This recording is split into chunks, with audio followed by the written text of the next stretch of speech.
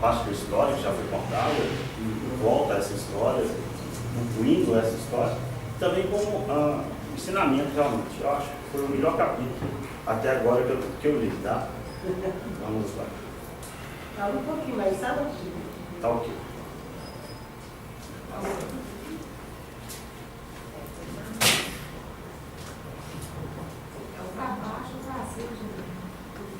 Aí é o contrário.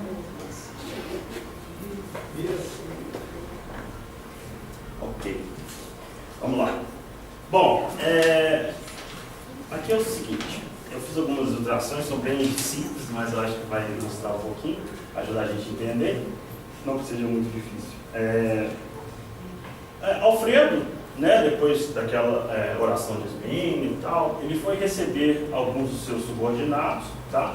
Então, enquanto isso, já que eles... Quebra o gelo. Já que eles tinham um horário livre, vamos dizer assim, então Aniceto pensou o seguinte: vamos então continuar o ensinamento. Então reuniu Vicente e André para continuar os ensinamentos que eles estavam ali para fazer, né? Então resolveram ir até algumas câmaras que estavam mais afastadas para poder pegar um exemplo e a fazer os estudos que eles tinham que fazer. Lá eles encontraram uma porta, abriram uma porta, e lá dentro dessa câmara, né, existia uma pessoa denominada louco, né, assim como o André falou, e esse louco parecia muito irritado. Então, antes que ele se expressasse, esse louco se expressasse com raiva, com ódio, o Aniceto ele já interrompeu e já perguntou como ele se sentia, como ele estava. Naquele momento, pelo que falou, o louco pareceu criar nele uma razão, uma condição melhor de viver, né, de estar, e conseguiu responder. Respondeu de forma muito assim, muito sucinta, né? Ele respondeu simplesmente assim: graças a Deus. Mas, graças, melhor dizendo, né? Antes disso ele falou só graças. E o Aniceto falou com ele: não, vamos concluir a frase, porque é muito importante, né, a gente ter noção do que está falando quando se refere a Deus, né? Então ele falou, concluiu a frase, graças a Deus. Aí eu pergunto: mas por que isso, né, a palavra graças a Deus? A gente costuma falar essas palavras que inclui Deus, que inclui Nossa Senhora, de forma muito assim, simples, sem muita razão, sem muito pensamento. E é importante, né, a gente tirar de dentro do nosso coração mesmo a palavra, essa frase, para ter uma estrutura de verdade, né, de pensamento. Então, com isso, eles pensaram o quê?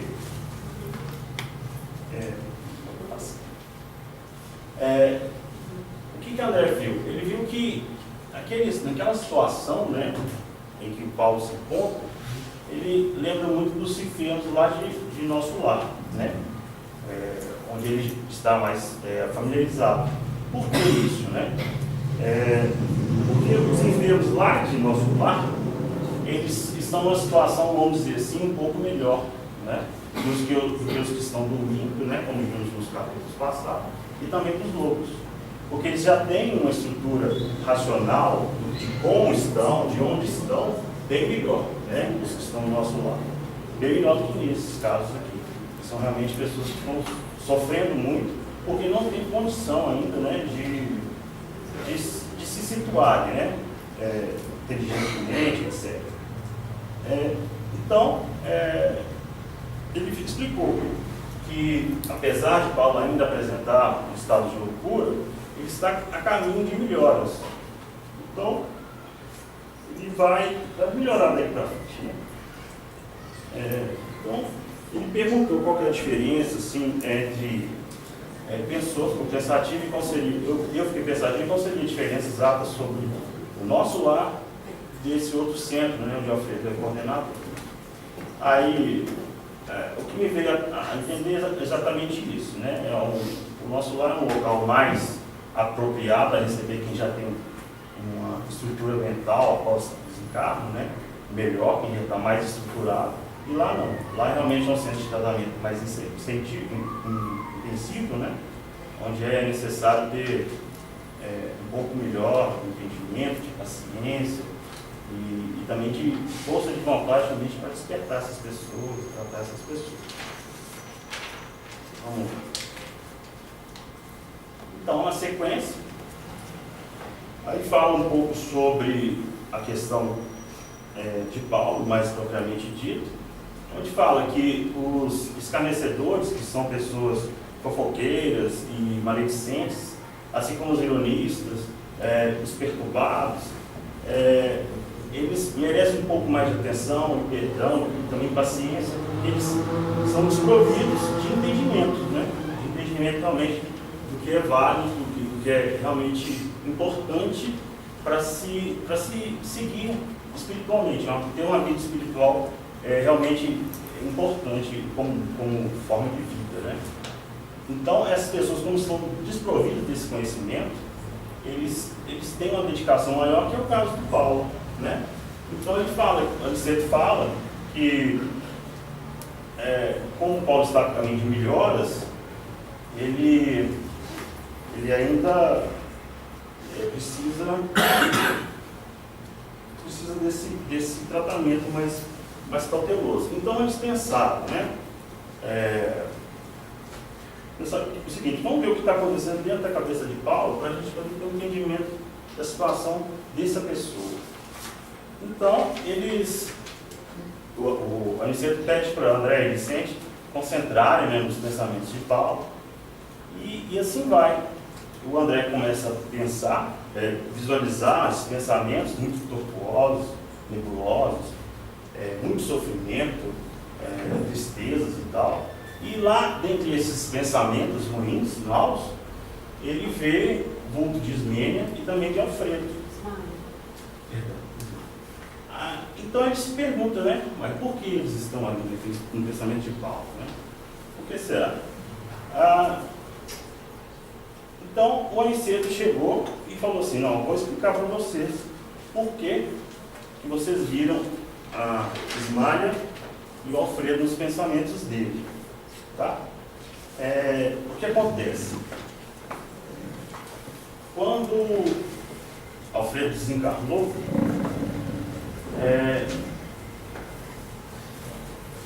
ele disse o seguinte, eu vou ver.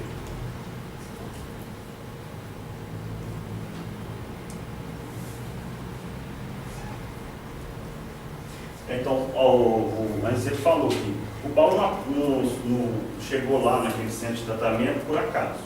Ele foi levado pelo Alfredo, tá? Foi trazido de onde ele se encontrava, né? Para até aquele centro. Aí, o que aconteceu?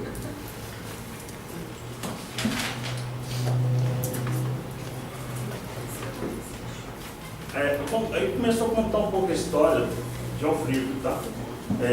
Como foi essa passagem, né, essa transição do desencarno do Alfredo para até a situação que ele se encontra hoje, como coordenador. Ele desencarnou numa situação muito ruim, tá? Ele ficou muito desnorteado, ele sofreu demais, ele tinha muito ódio no coração, no pensamento, amarguras, dúvidas, e até que Ismália foi até o encontro dele, né? E foi ajudá-lo, né, a sair daquela situação. Para quê? Né? Para que ele se recomposse, voltasse a ser uma pessoa de coração bom, como era anteriormente, antes da encarnação, e assim fez o tratamento, né? Fez o tratamento do Alfredo, até que ele se recompôs. Então, após a melhora, e ele teve, no caso, condição também de fazer isso, né? Porque ele teve que ter muitos méritos. Exatamente. Isso muitos méritos para isso. Ele conquistou esses méritos com muita garra, com muita vontade, né? E por isso, exatamente por isso, para ainda ter mais condição, ele foi atrás de Paulo. Paulo, que era, no caso, aquela pessoa que causou tanto transtorno, né, na vida de Ismália e Alfredo enquanto encarnados, com maledicências, etc. E causou também, no caso, a separação dos dois, né, através do desencarne de Ismália. Ele falou o seguinte: eu tenho que ir atrás de Paulo, né, depois que Paulo desencarnou, para tratar não só ao meu inimigo, mas também ao meu coração, né? Fazer com que eu perdoe e assim provar que eu sou uma pessoa capaz de estar nesse centro como coordenador, como auxiliar, né, das obras divinas e tal. E assim o fez, né? Dia a dia, o Paulo foi se aproximando, o Alfredo foi se aproximando de Paulo, primeira distância, né? Aí ele fala os passos, passo a passo, né, de como foi essa aproximação, até que hoje, né, os dias de hoje, como ele disse, ele pudesse, no caso, tratar o Paulo como um irmão, como não só um amigo, mas como um verdadeiro irmão fraterno, como um fraterno realmente. Mas aí o Vicente perguntou, né? Poxa, mas e depois, né? Como é que vai ficar depois? Como é que o Paulo vai se comportar, né? Depois que ele retomar a consciência, retomar as condições dele? Será que ele vai se sentir bem aqui, né? E também fica aquela pergunta, né? Será que Paulo vai se comportar como né? Uma pessoa benevolente, que saiba do que fez e por isso tem que retratar? Ou não, né? Ou ele permanece naquele pensamento ruim de sempre e tal. Bom, eu não sei, ele também não explica, né? Só sabe o seguinte, que a Ismália, ela então vai atrás de pessoas, né? Para que, assim que o Paulo tem condição, né? Condição de retomar a sua vida, ele possa reencarnar, né? E assim, ele possa seguir sua vida e seu crescimento espiritual. Mas não porque eles querem se livrar de Paulo, né? Mas por isso. Fica bem claro que é uma preocupação com o sofrimento que ele possa ter depois da melhora, né? Depois desse transtorno todo que ele passar, como é que ele vai se sentir, né? Vendo ali ao lado deles.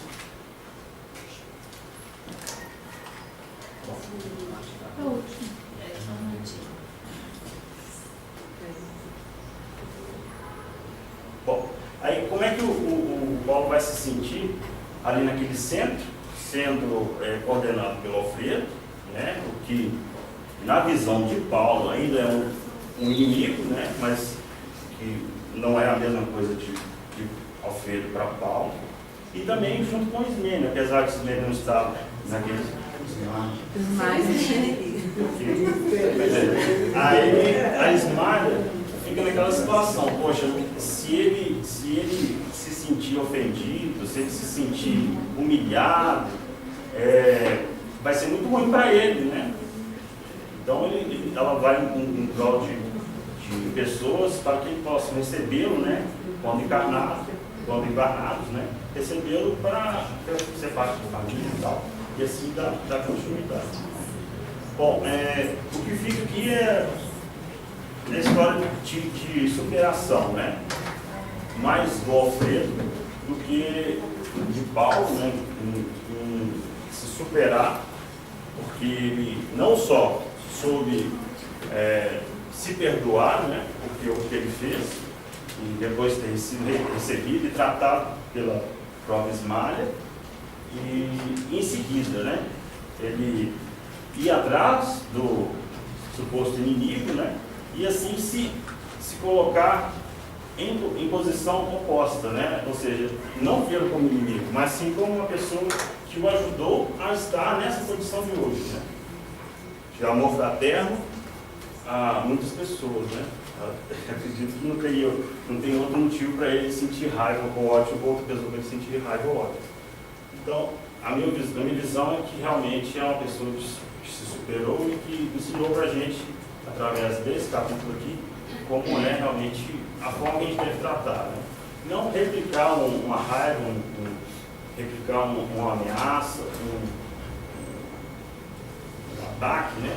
E sim perdoar, como ele fez, e depois de um tempo, depois de passar esse sentimento de raiva guardado dentro da gente, a gente poder voltar e considerar essa pessoa como um amigo novamente. No caso é isso. Quem ainda não viveu isso, né, Justo? Quem ainda não viveu esse capítulo, né? Muitas vezes, né? Quem não O problema é a gente. viveu, atira a pedra, né? O problema é a gente acumular essas passagens, né, na mente da gente, achar que está superado, e quando desencarnar, chega lá, vem esses pensamentos todos de volta, né? Então a gente realmente tem que repensar, ver o que ficou para trás, ver se existe algum sentimento ruim entre outra pessoa, com outra pessoa, com outras questões, trabalhistas principalmente, que tem muito, né? Amorosos, e tomar coragem, passar um óleo de perol na cara e pedir perdão, porque faz parte, né? Faz parte a gente mostrar para o outro, né? O outro que sofreu, né?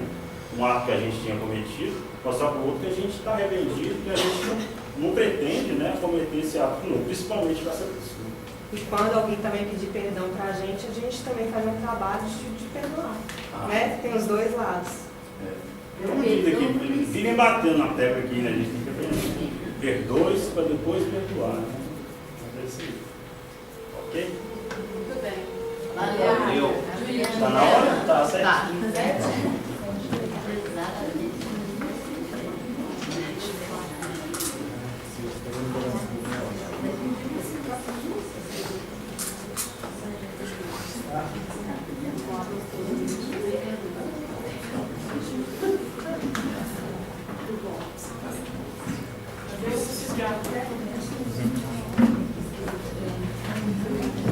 Boa noite, meninos e meninas. Boa noite. Então, aceitamos o pequeno desafio de falar sobre mediunidade. Com as bênçãos do Cristo, eu convido vocês a refletirem comigo sobre esse tema, tá bem? Eu falei para vocês semana passada que a gente está estudando esse tema no grupo de estudo sobre mediunidade que acontece aqui no grupo toda segunda-feira de 7h30 às 9h, de 15 em 15 dias.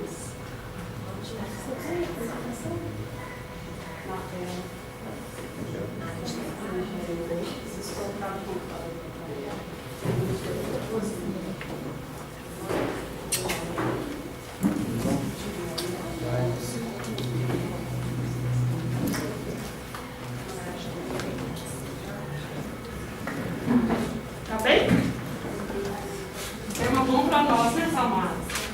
Com certeza. Está por aqui.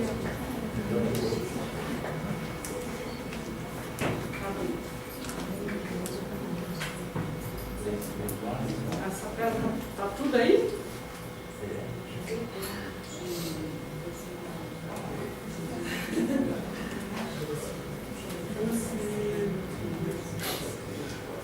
Você mesmo que achou ele para mim segunda-feira, quem foi que achou isso?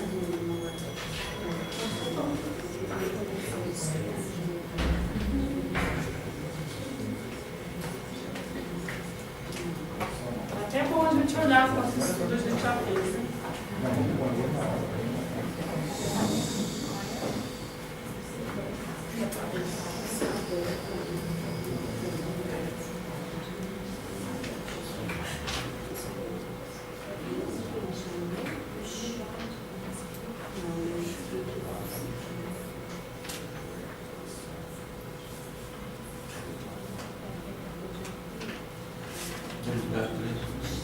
Mediunidade. É esse? É. Beleza. 2012, isso mesmo? Isso mesmo. Nós agradecemos a essa moça que preparou esse PowerPoint, não fui eu, chama Renata, e apresentou ele no grupo Pedro Paulo, é? É, acho que é. Então, eu vou trazer esse tema, mediunidade, aqui para vocês, baseado no estudo da doutrina espírita, das obras de Allan Kardec. Tá bem? Nós vamos estudar